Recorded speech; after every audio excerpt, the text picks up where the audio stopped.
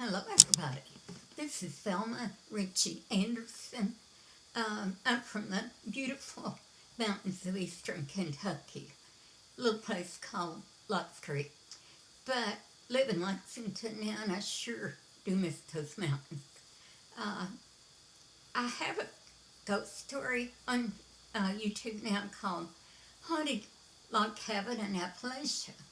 Uh, but I'm not going to tell you a ghost story. Tonight, I'm going to tell you a really scary story. So, in 1973, in the fall, my family and I lived out in the country, Winchester Road, probably 6 miles from Lexington. And it was a Monday morning, which I hate anyway. I think everybody does. Uh, Going back to work. And my boss had asked me to come in an hour early that day.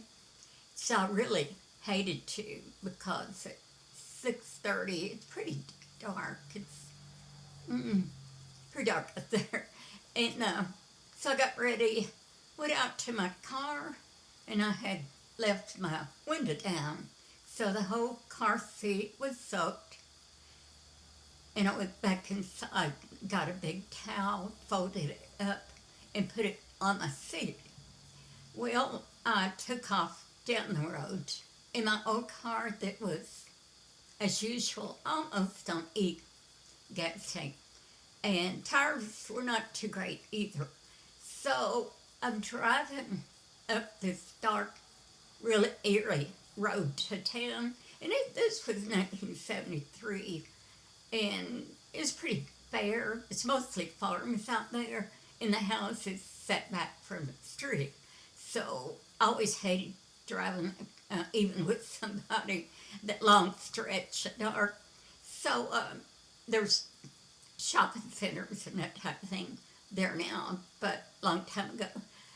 Anyway, so I'm driving along, and I start thinking about probably a year before this, a young girl was going to school. She probably lived in Winchester, and she never made it. And they found her car out on Winchester Road. The door was open. Her purse was inside. She had a flat tire, but she was never found. So nobody really knows. So I'm thinking, if I ran out of gas or if I had a flat tire, that could happen to me. So I'm driving along like that, and all of a sudden, it was like something tapped me on the shoulder. A heavy hand went on my shoulder and back, and I was petrified. I knew someone had gotten through the window and unlocked the car and probably was sleeping in the back. So I'm driving and driving, and he doesn't say anything. And the weight gets heavier and heavier on my back, and his fingers are digging into my back. So I keep driving, and I'm waiting for instructions from him, like, just keep driving, lady, or pull over here, or turn right on that road, something like that. But he never said anything, so I kept driving.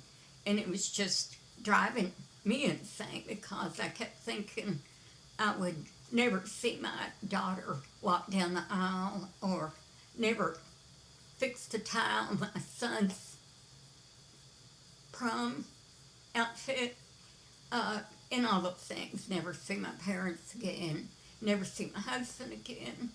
And I got close to this. It was right outside town. It's like a mom and pop store, service station, small store. So I thought, no, if he's going to kill me, it's going to be in here. And if I can pull in here real fast, I can jump out of the car. So I did a sharp right and pulled right in front of the store. But I couldn't get out because the hand was still on my arm and shoulder. So I sat there and finally I just turned my head to the right and looked right into the eyes of my cat Tom. I didn't know whether to laugh or cry, so I did both. And I got myself together and went to work, but I knew I was going to have to take Tom home at lunch, so I pulled around back of the office I worked in, put the windows down a couple of inches, and it was good weather. Uh, Went inside and thought about that a lot for sure. But I came out at lunch to take Tom home, and as soon as I opened the door, he must have been sitting in the driver's seat. As soon as I opened the door, he jumped out and went under the car. So now I don't know what to do. So I get down on the ground.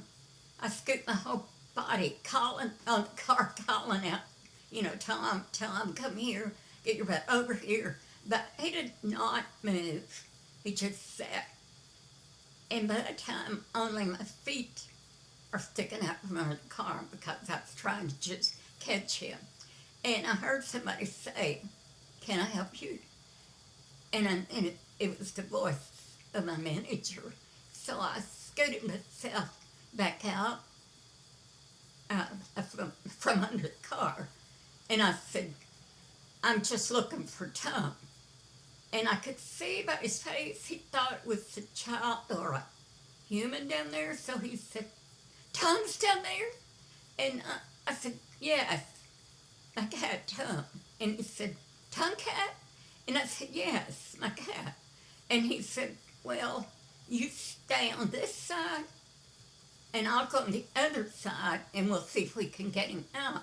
So he got down on the driveway and put half his body under my car, and I'm on the other side with half my body under.